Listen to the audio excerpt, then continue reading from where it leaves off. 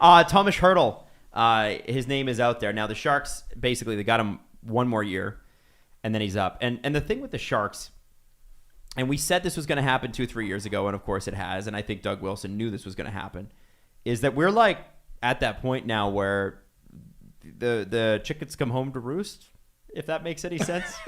It's a mess. Oh, we talk about this every few months because we forget how bad their situation is. So remember. Not that Hertl's a bad player. He's spectacular, but he's the good player and a centerman on a bad team.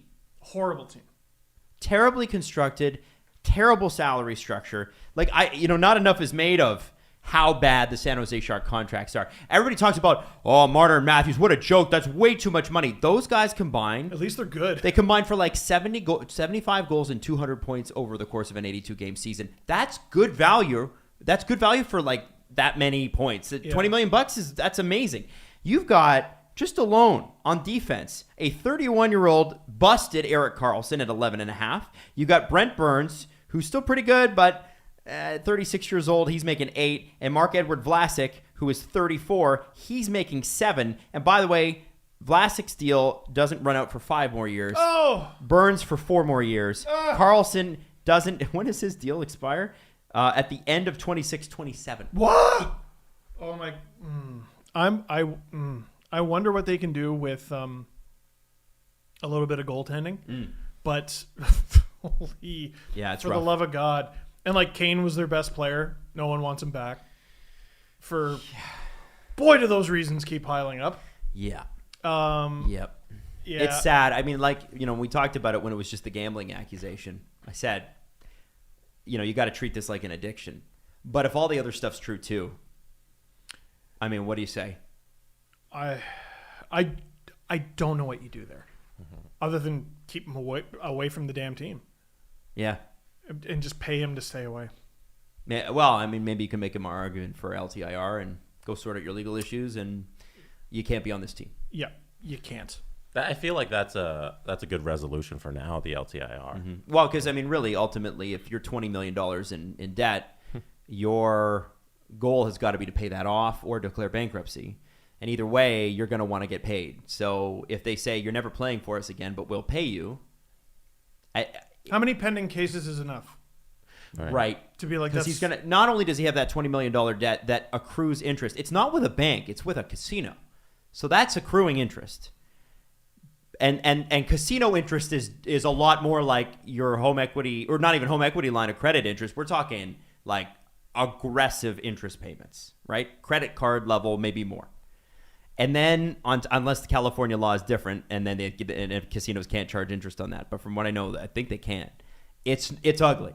So yeah, maybe you just make the argument to you. Listen, you go sort your shit out.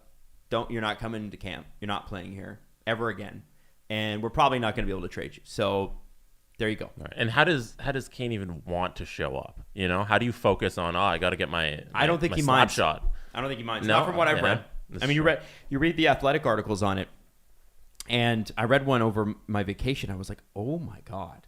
It doesn't seem like he's aware. Or it doesn't seem like he cares.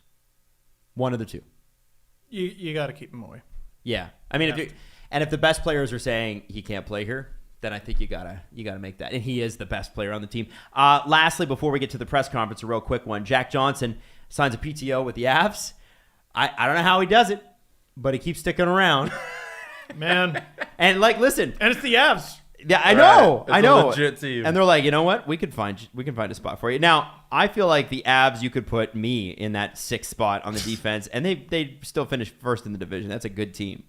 But I'm just trying to look at their depth here. We've got Makar, Erik Johnson, Sam Girard, Devin Tays. It's pretty good. Then Bowen Byram.